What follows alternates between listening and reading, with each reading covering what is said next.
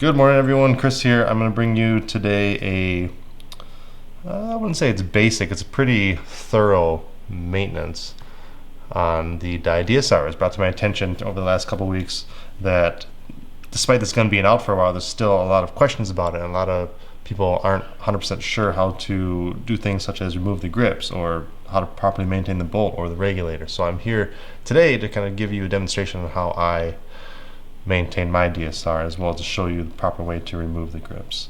So you can start taking your 5/64 Allen key, remove both screws that hold the grips in. There's one on each side, right there, and right here. You just take them out, and then they just slide out of a little track that they are sitting in right there. Then to remove the grips properly, there's a few things that hold this in. There's a little tab in the back here that you want to worry about at the end, but foremost there's three little teeth on both sides of the grips, and both sides of the grips, and as well as a tab up here. So you remove the screw out of the track in the front. See that where my finger is? That removes the screw, and then that also kind of releases the tab in the back. The next thing you want to do is kind of fold this out, not too much because you don't want it to rip, but you want to make sure you get these teeth that are holding the grip to the frame out. So you want to, what I'm going to do is I'm going to get my hands in here, I'm going to pull it, I'm kind of twist my wrist and pull up at the same time, if that makes sense. So watch. See, just like that. All I'm doing is grabbing it, pushing it forward, kind of twisting it, and then popping it out. I'll show you this. Once you get one side on or off, it's a lot easier to do the other side too. Just like that. So, and then the thing just pops off like so. Here's the teeth that I'm talking about. Let me see if I can get this on camera. There. See these three teeth right here? 1, 2, 3. Same thing on the other side. 1, 2, 3. And then down here is kind of a little rubber tab that doesn't do, much, but kind of keeps it from coming out of here. So what those teeth are gripping into are these two tracks right here in the front of the frame.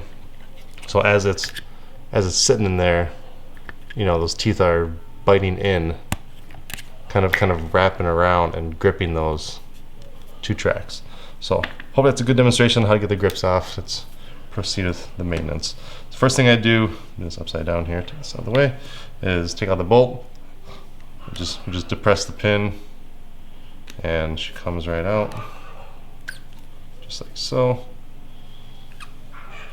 And this is a very easy bolt. If you're familiar with, anything from Dye, you know that they have these colored O-rings. So if you ever have an issue, it's very easy to replace.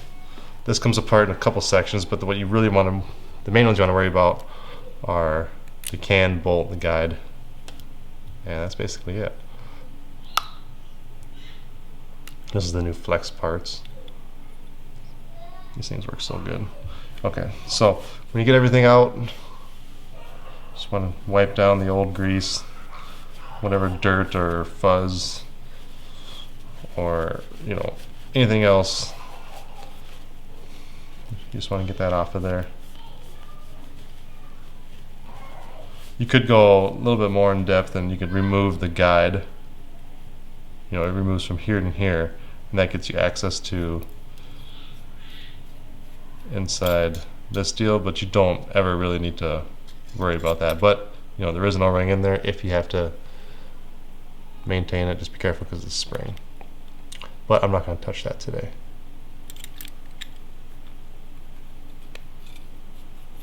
So put that back in there, and then this gray part does remove from the back cap. But again, there's more springs in there I just don't want to deal with. And this is just what you would do after a day of play. This maintenance that I'm showing you. So grab your lube. I like the Dye lube. And I start with the can first, and it doesn't take much because I like to lube frequently. So you just take a little bit and you pinch it around. You want to make sure that it's nice and evenly coated. Take a little residual, throw it in here. Try to avoid any chunks of lube, sitting on there. Put that to the side.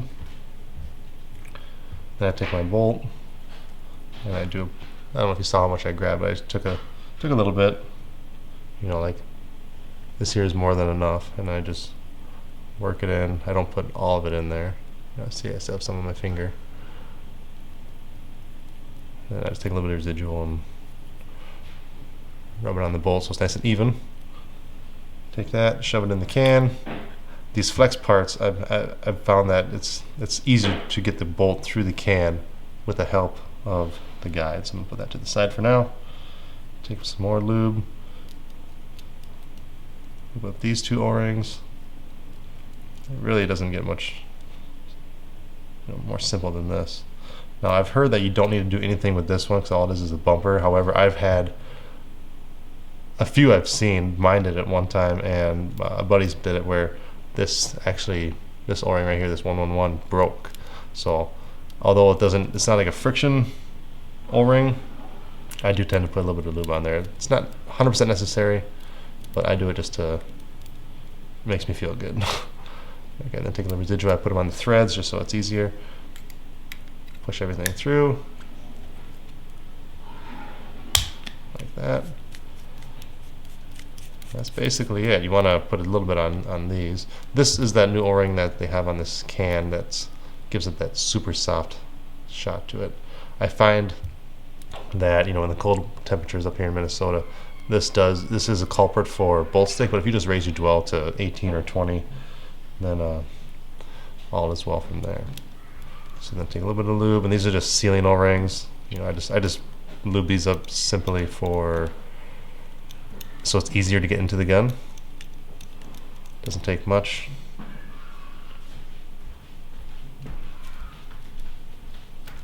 Still make sure that's nice and even.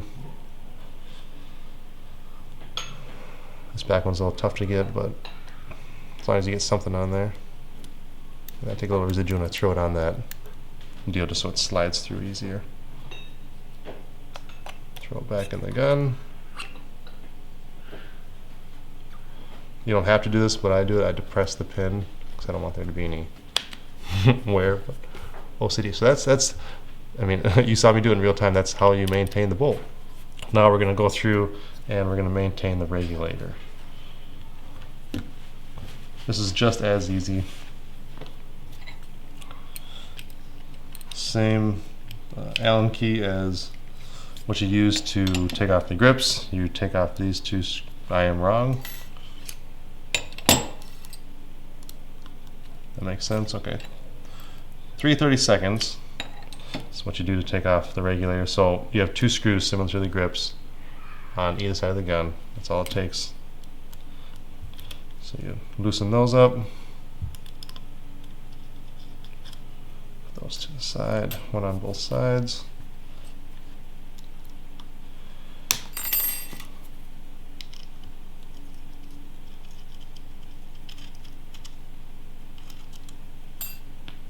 If you ever have any inconsistencies or even some bolt stick to the degree, this could potentially be your culprit. Alright, so you saw how I took that off. Hopefully that was in the frame. I just pulled it right out. Take your towel or whatever you want to clean inside the housing the best you can. Maybe a little Q-tip. Clean out all the old grease and dirt, and I do this often so my guns don't really get dirty.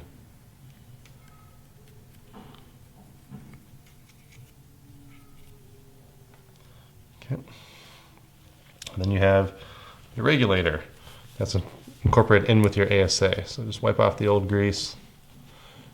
You might be able to do this by hand, where you just grab it and twist, but odds are you're going to have to grab an Allen key. I think it's this one. 5/32. Yep. Loosen that up.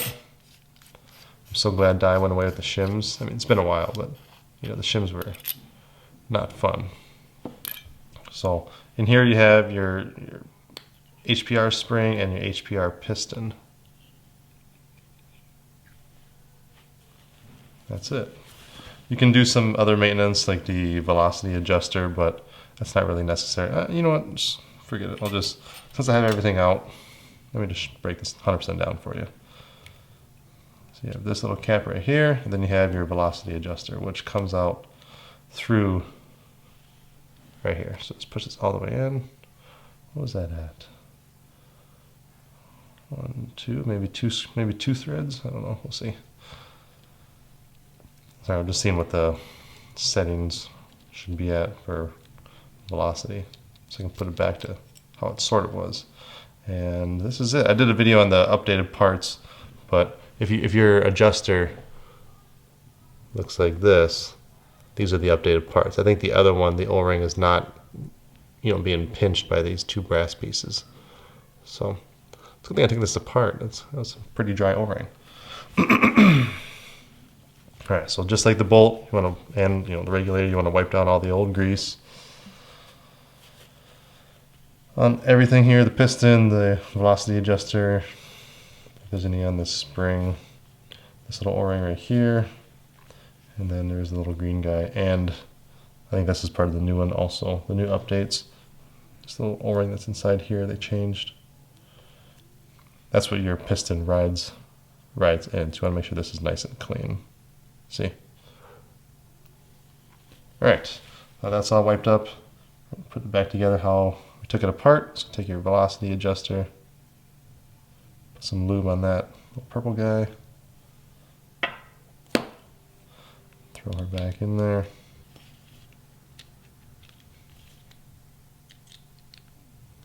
You're gonna want to push on it a little bit. Just put some pressure while you thread it back in. Otherwise, you might have a hard time. I'm not sure what the stock setting is, but I think it was about, I backed it all the way and then I did about 2 turns. I don't know if that's right or not. I'm just guessing. Okay, so that's in there. Take your little cap, put some grease on there.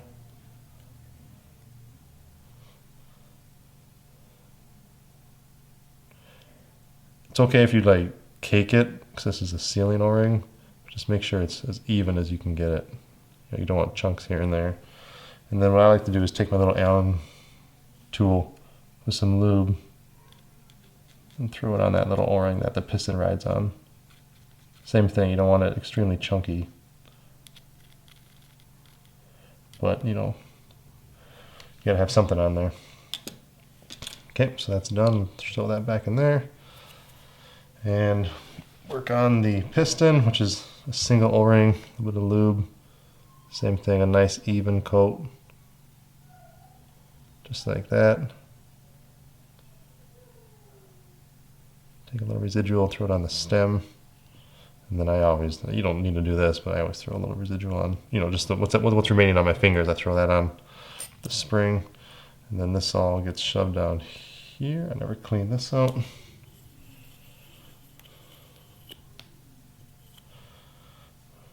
I'm just going to take a little bit and there we go. Okay, piston goes back into this little regulator housing all the way to the bottom. You don't need to do this, but I'm going to do it because I want to. I'm putting a little tiny bit of lube on these threads. You don't want to do too much because you don't want that to be, you don't want it to back out, but I do it because I want it to go on nice and easy. Tighten this guy down. And then take a little bit and throw it on this O-ring. This is the O-ring that seals, the air from the tank going into your ASA that goes in through your frame. That eventually goes through your body, like so. Hopefully you can hear me okay. I'm kind of talking to myself. Sorry, I should probably speak more clearly. All right, so once you get that all put back together, I'm gonna take a little bit of residual and put it on there, just because. And then she slides right back together, like that. And then you can piece her back together. So same thing, you have these 2 screws on both sides. You don't want to torque on these, but you don't want them to be loose. I'm just going to snug that one up. Go to the other side. Snug that one up, and then I'll give her a little tightening. Just like that. just like that. If you ever have to update your gun, you can download it right from Dye's website. I happen to have the latest software on me at all times. Let me show you how to do this. You get this update cable with your DSR, and you have to get your own USB drive, but this just plugs into here, and there's a little USB port at the tip of my finger. So you want to turn your gun on, you want to make sure it's, how do we check the version on this thing? There you go. So you turn it on, you press over to the left, tells you software version 141. I believe that's the latest one, but I'm going to show you anyway. So if it's not 141, go to dyepaintball.com, download the DSR firmware update, grab your cable, grab your USB jump drive, take off your grips like I showed. This plugs in, do it upside down. This plugs in just like that. Then you turn it on.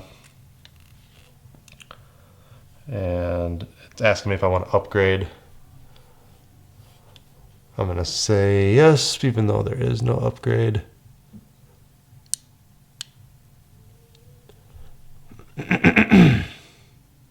You don't need to do this every time. This is just when there's an update, and I figured I would show you because I have it here. Complete. Okay to remove the USB. Just pull it right out. And what does that say? Turn off. Okay to power off. Now I'm just going to double check. Yeah, still version 141. Anyway, that's how you update it. You only have to do that maybe once, unless Dye comes out with another update, which who knows if they will. There's no need to it because everything's good. So that's honestly it. I'm going to throw this back together. So the grips go on the same way that they came off. You want to secure the lower part first, like that, and then kind of put everything back together. So I just pinched this in.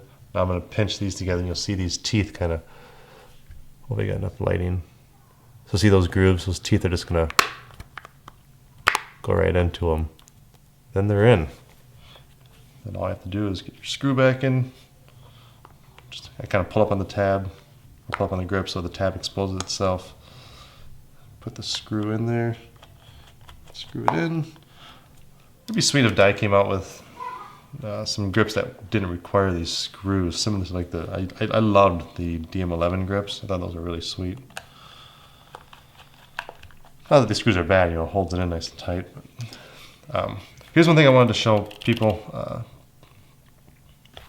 Dye came out, you know, when the DSR, they had this I guess you call it a pin or whatever you want to call this thing that holds the front grip on that gives you access to the battery. People have used, my teammate, for example, used a butter knife, ended up scratching up his stuff. These things get chewed up because it's just, you know, it's a fragile plastic. People use nickels or quarters. If you guys haven't seen a Dye multi-tool, this is what it looks like. And in here, there is a wrench piece. And this part right here happens to be perfect for this. So I just want to show you real quick. I'm just going to take this little wrench from the Dye multi-tool, shove it right in there, see it fits it perfectly. And then see, I got no issues, no scratches. It didn't chip away at my little end cap here. But the only time you need to do this is when you want to replace the battery. So it's not like, you know, you're going in here as often as you are the bolt, for example. You don't even need to do the regulator, you know, until every maybe, I mean, it's situational, but maybe 10 cases. That's how often you have to probably maintain that. But to get in here, it's just to replace the battery. And I just wanted to show you guys how I take this off, because I think it's a pretty nifty way to do it. So again, take this little part of the Allen key, shove it in there, twist till it locks. Absolutely zero damage. All right, and then if you need to take out the eye pipe to maintain that, you can. It just pops out like that. All you do is take it out and wipe it down. And that's it. So hopefully that helps some of you guys. That was, again, just the maintenance that I would recommend for the Dye DSR, consisting of the regulator, bolt, and showing you how I guess you could say, properly remove the grips.